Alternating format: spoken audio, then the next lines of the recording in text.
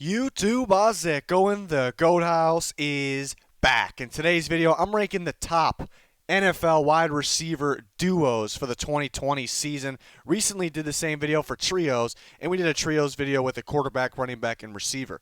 In this video, I'll rank the top 10. I actually have an 11th team. It's a sleeper. It might not be the 11th ranked team, but it's a sleeper that people, may be surprised that they're actually that good of a duo.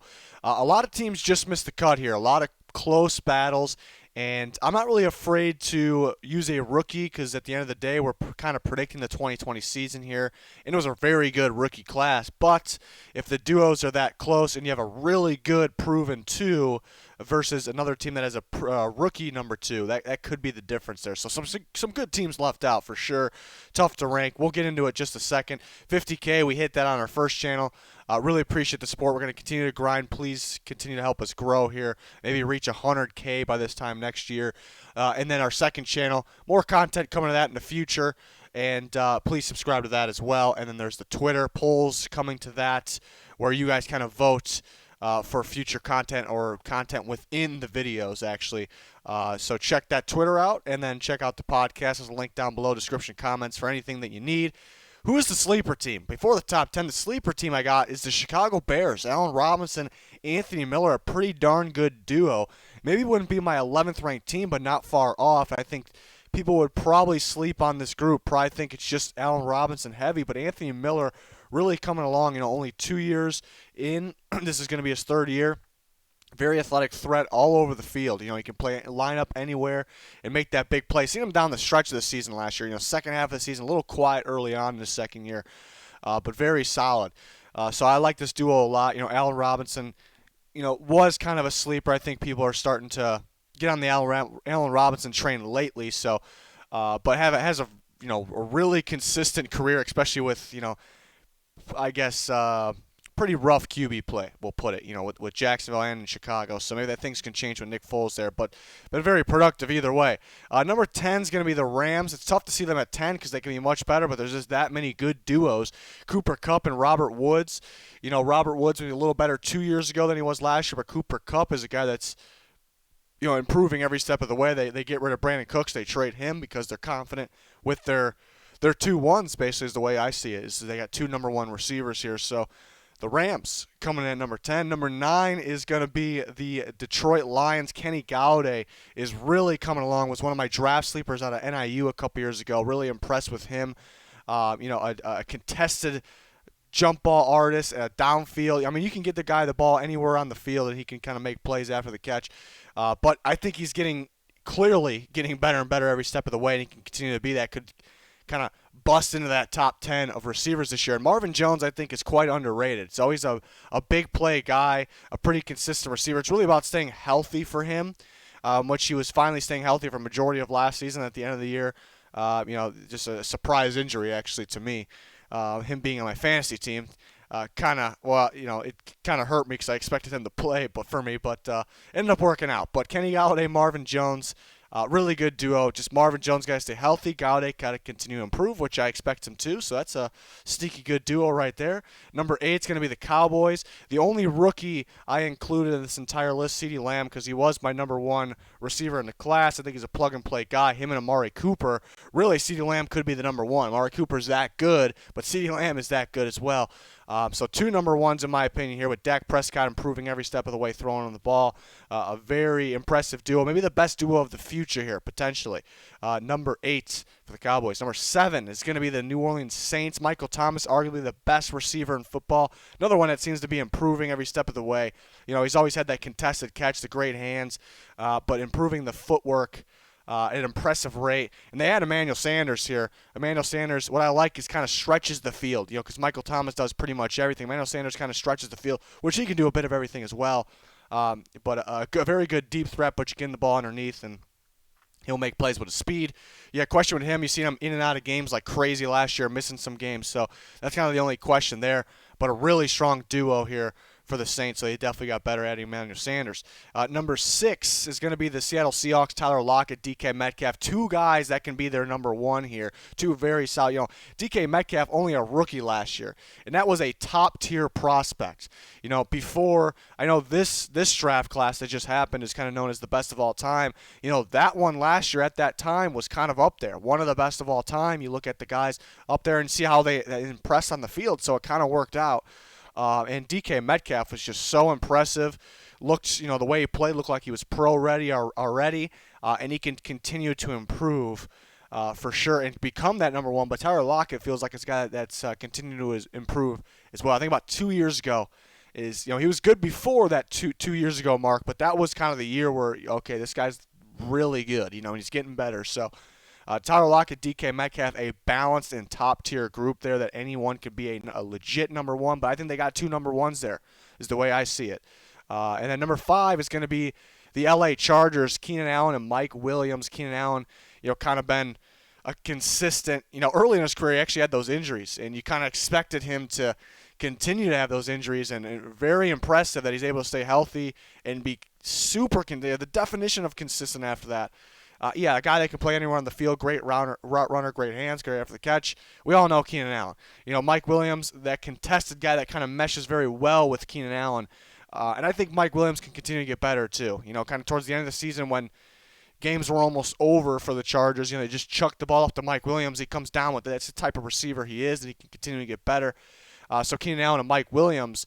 But now with the quarterback change, so that's kind of the question, where they will be with the quarterback change, whether it's either Tyrod or Herbert. But obviously a very solid duo. You still view Keenan Allen as the 1, even though I view both these guys as 1s. But Mike Williams really could take that over in the near future. Number 4 is going to be the Atlanta Falcons, Julio Jones, obviously being one of the better receivers in football. But Calvin Ridley, I think this is probably that break, even though he's already been good.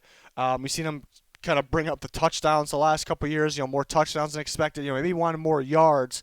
At the same time, not really a big stats guy. But this year, I think, he really breaks out. You see the talent consistently on the field and can make this duo a top 5 for sure. So, it's kind of banking on Calvin Ridley taking that next step, which has already been good, but taking that next step even further, really can help this duo out, because we know Julio Jones is going to do his part. Number 3 is going to be the Cleveland Browns, Odell Beckham Jr., Jarvis Landry, which realistically can be number 1. You almost expect this to be number 1.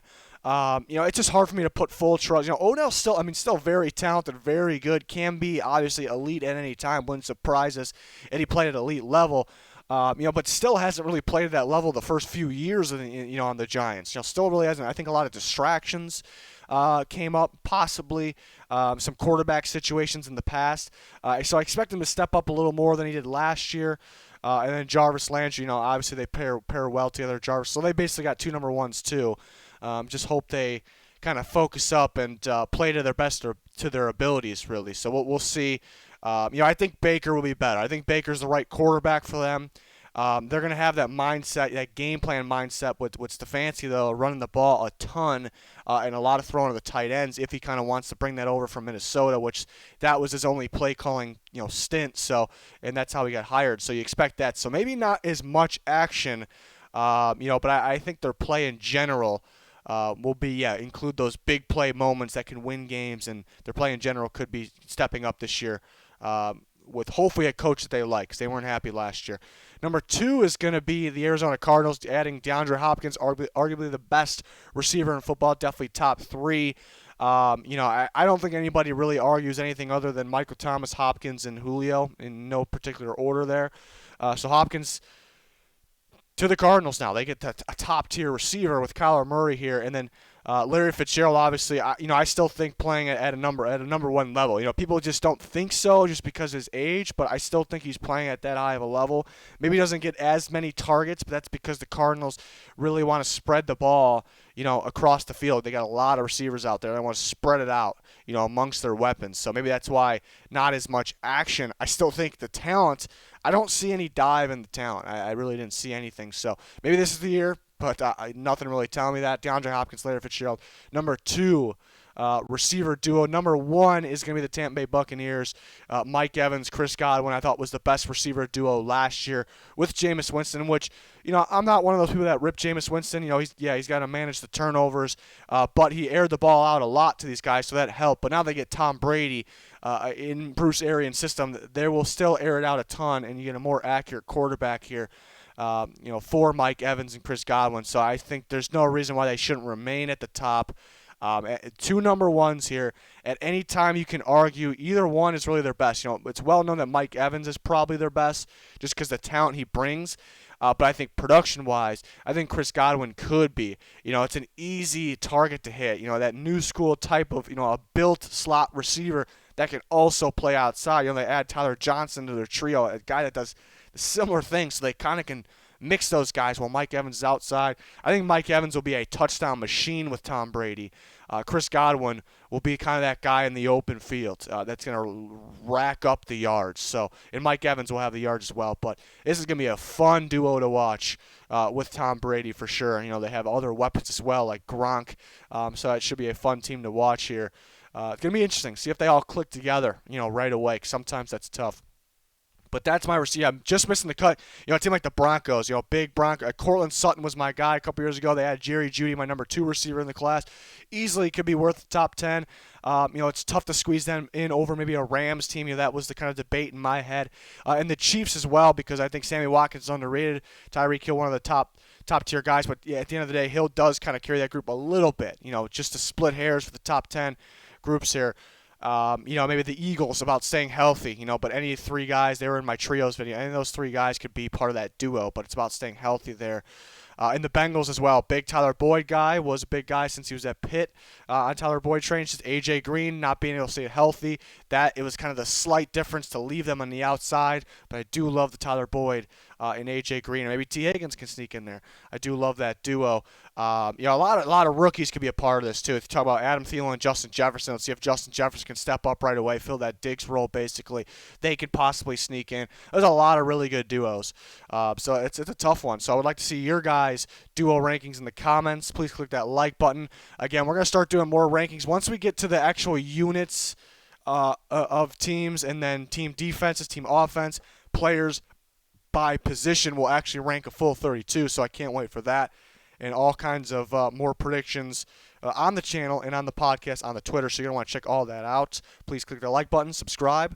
Hopefully you join us next time. Would appreciate that. That's going to do it, though. Thanks for watching. Goodbye.